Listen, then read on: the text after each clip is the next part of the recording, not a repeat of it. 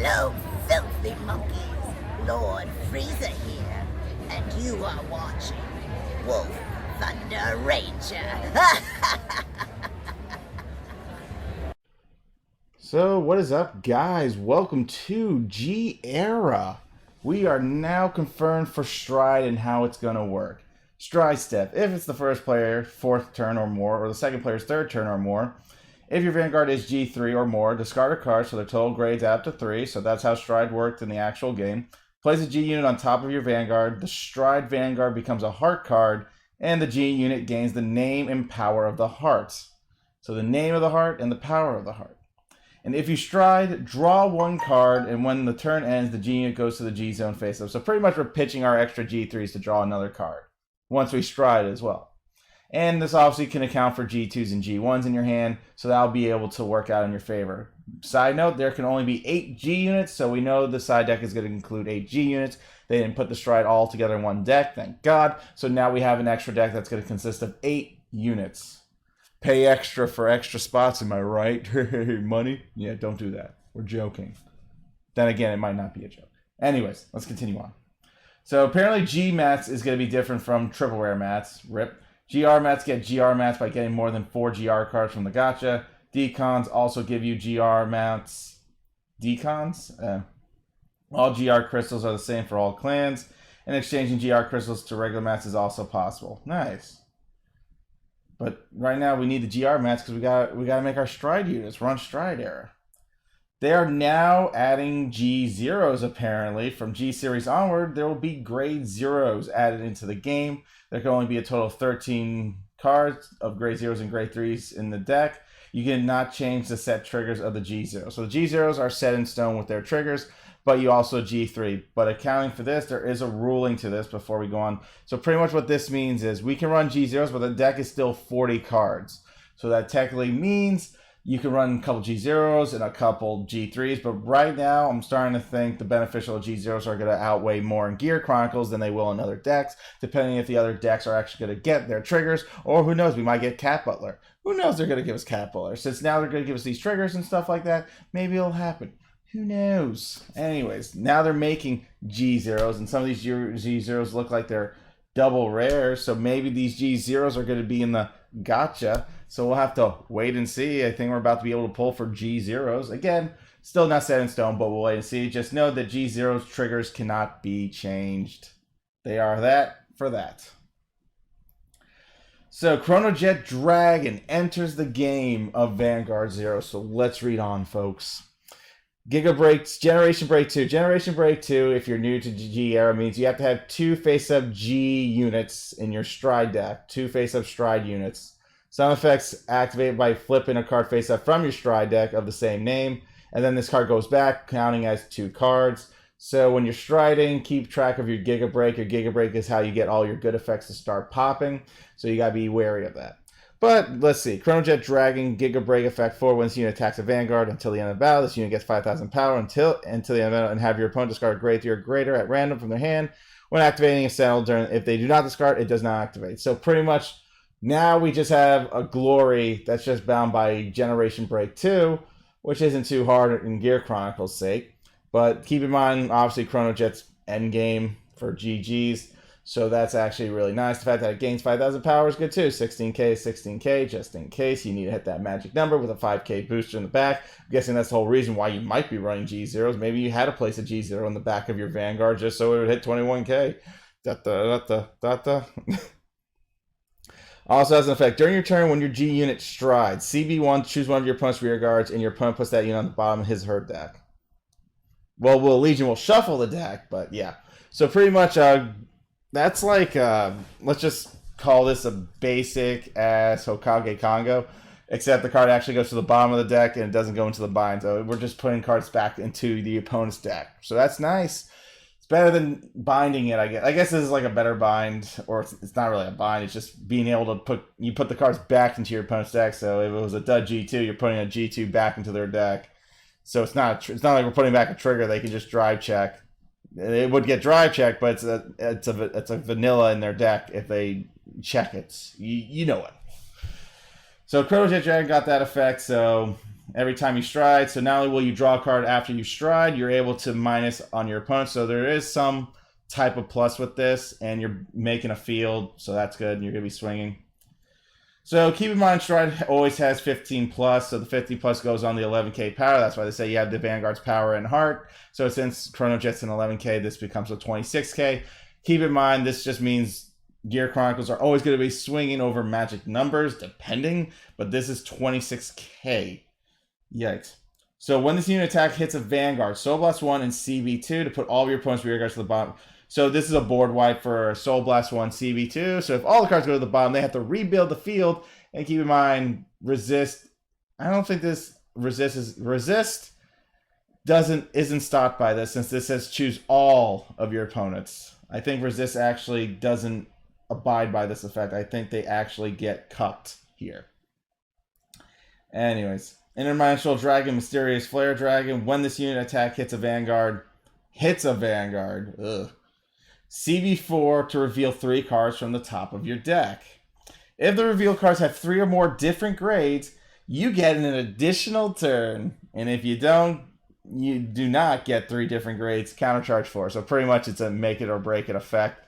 Will you be striding for this often? Maybe, but that's why I said G0s are going to be dependent more, maybe in Gear Chronicles than any other deck, depending on what the G0s do for other decks, etc. But this one in particular does require a G0 because you have to increase your odds of getting different grades. And it's 3 cards. It's 3 freaking cards. Honestly, the odds of this effect working, in my opinion, would be like 25%. Max 25%. I only say 25% because some of the drive checks we do see in Vanguard is usually 2 G2s with a G1. G3 sacks. I mean, this effect may not even work ever in a million years. It just depends on the deck, unless Gear Chronicles has a way to do OTT stuff and stack their deck properly, but I don't think that's real. Please God, don't let that be real. Interdimensional Dragon, Fate Rider Dragon. It's another stride. Once per turn, no cost. Put one card from your rear guard to the bottom of your deck. So put 1 rear guard to the bottom of your deck and call grade +1 of that return unit for every face-up card in your G-zone. Choose one of your units, and then they get 3,000 power. So you get a power creep that unit, so you guarantee a number in case if they had no interception, you were able to power creep and hit numbers. But this one's interesting. The best one right now is Chrono Command, pretty much killing a field, but right now what they showed us, they don't let you generation break too fast due to these effects. These effects don't say flip another card of the same name, do the effect, etc. So maybe you won't need 4 of each card. Maybe like 2 max. Maybe 2 max. I don't think you need like 4 of each GR. I think you only need like 2 max, because think about how many times you're gonna be striding during a match. Maybe max would be like 2, 3, depending. Or you're just drawing all your G3s, then you can stride the entire game. But, yeah, I wouldn't worry too much on the stride deck, because maybe 2 of each is good at the end of the day. Because matches like this, I mean, stride to me doesn't look like it replaced Legion at all. It's just big-ass power creeps right now, versus when we return triggers. Those are always more beneficial. Versus this, I mean, Chronojet is Chronojet. It's just glory. But you need to be GB2, and the only way to do that is you have to kind of survive to that time, and you have to at least stride twice during that match to do this effect. But don't worry, the farther we get into G, the more G units that, say, flip a card of the same name, get this effect, etc. It's when those cards come out, you actually kind of need more copies. But right now, judging from the first look of this for Gear Chronicle in general, it doesn't look like we need too many copies of these cards. These are like once per turn type things. Like you can just play it out, and depending on what extras you have of stride of these guys, you would use to like a certain extent. But the fact that Fate Rider Dragon can turn your G1 into a G2 is always good. Again, making intercepts is always pogs.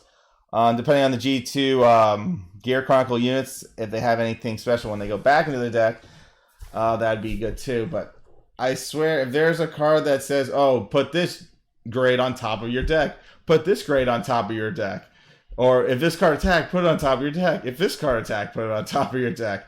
Then this card attacks. Oh, I get a turn. Yeah, I'm glad that's not a thing. I hope not. I hope that's not a thing. But anyways, it's good to see. It's really, really good to see Chronojet Dragon here and there. But Chronojet is interesting too, due to the fact that every time you stride, you are killing an intercept. So again, that's even good. Even, I mean, at best, every time you kill an intercept, it's always amazing. So striding in general, just have enough strides so you can keep spamming Chronojet Dragon, I guess. Because every CB1, you're killing an intercept, and that's all that matters in Zero's format. Whatever kills intercepts are always the god tier cards. So doing that always helps you at the end of the day. And since he's setting them to the bottom of the deck, you won't be seeing them for a while. So that's good. Instead of Blaster Blade, they just cancel a lot.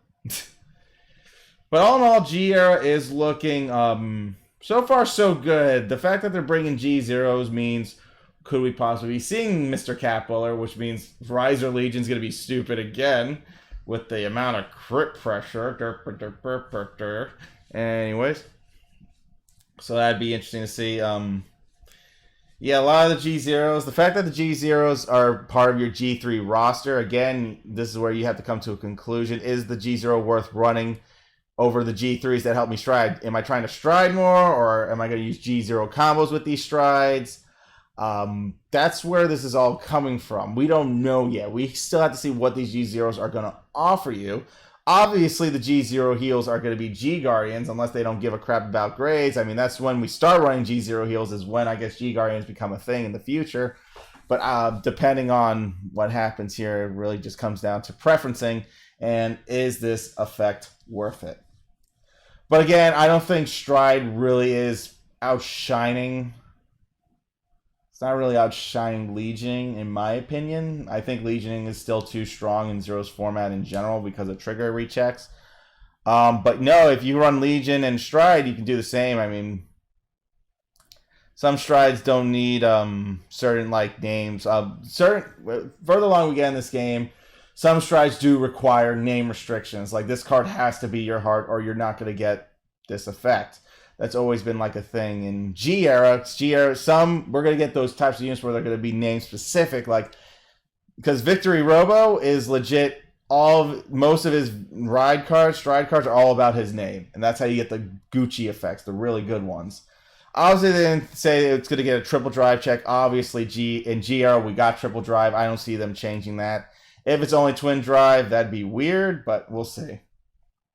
Oh yeah, I forgot. If we technically triple drive the first time, that means we're doing a 6-tuple card check. We're checking 6 cards pretty much at the end of the day. Our first check can be like the G2, G1, G0, and now the next check when we actually do the effect is all G3s. So something along those lines. But that's why Gear Chronicle I feel like is going to benefit more with the G0s because of these effects.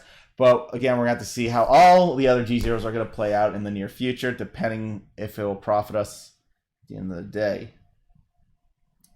So on and so forth. So anyways, guys, that is G-Era. We got introduced to it. We now know how striding works, which we all assume was going to be discard a card, draw a card because of the drive check-in. They've been doing that a lot lately. The G0 was totally left field, so we're going to see how these G0s will play out in future decks. Are they going to be worth it? Are they going to give us the effects we need to win games?